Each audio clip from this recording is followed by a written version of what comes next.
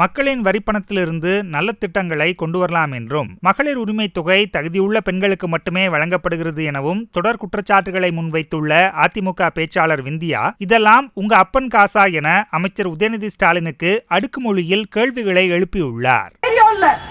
உதயநிதி தேர்தலுக்கு முன்னாடி ஒரு மாசத்துக்கு முன்னாடி ஆரம்பிச்சாரு பெரிய ஹீரோ மாதிரி. நாங்க மக்களுக்கு நல்லது பண்ணணும்னு நினைக்கிறோம். மத்திய அரசாங்கத்தை பணம் கேட்டோம், அவங்க நிதி கொடுக்கல, அதனால எங்களால செய்ய முடியல.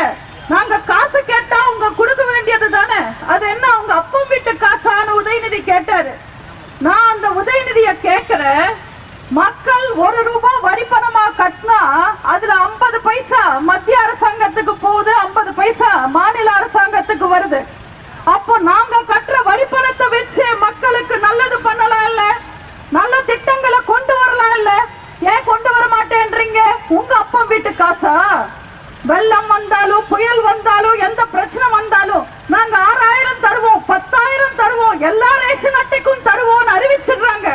மக்கள் நம்பி ரேஷன் கடையில போய் நின்னாங்கன்னா சக்கரை காட்டுக்கு கிடையாது, இன்கம் டாக்ஸ் கட்டினா கிடையாதுன்னு மக்களை ஏமாத்தி பாதி பேரை திருப்பி அனுப்புறாங்க. ஏன் அத்தனை பேருக்கும் கொடுக்க வேண்டியது தானே உங்க அப்பா வீட்டு காசா? தேர்தல் சமயத்துல எல்லா பெண்களுக்கும் 1000 ரூபாய் தரோன்னு சொல்லிட்டு தேர்தல் முடிஞ்சதுக்கு அப்புறம் தகுதியானவங்களுக்கு மட்டும் 1000 ரூபான்னு சொல்றாங்க. அடுத்தவன் பொண்டாட்டிக்கு தகுதி இருக்கா இல்லையான்னு சொல்றதுக்கு ஸ்டாலின் யாரு? அத்தனை பேருக்கும் 1000 ரூபாய் கொடுக்க வேண்டியது தானே உங்க அப்பா வீட்டு காசா?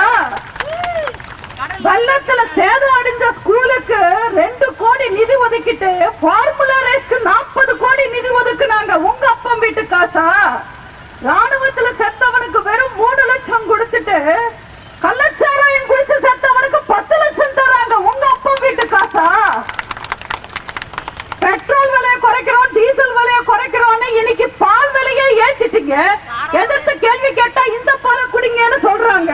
நாங்க எந்த பால் குடிக்கணும் எந்த பால் குடிக்க கூடாதுன்னு சொல்றதுக்கு திமுக யாரு? அவங்க என்ன அவங்க அப்பா வீட்டு காசுலயா தராங்க? இன்னைக்கு வரி எல்லாம் ஏத்திட்டாங்க, ஈபி எல்லாம் ஏத்திட்டாங்க. மக்கள் ரொம்பவே கஷ்டப்படுறாங்க. மக்களுக்காக ஈபி ரேட் குறைக்கலாம்ல, எதுக்காக குறைக்க மாட்டேன்றீங்க? உங்க அப்பா வீட்டு காசா? இப்படி 4 கேள்வி உதயநிதி இந்த பக்கம் வந்தா நீங்க நறுக்குன்னு கேட்கணும். ஊடகங்கள் உண்மைகளை ஊருக்கு சொல்லணும். ஊடகங்கள் மட்டும் உண்மையை ஊருக்கு சொன்னா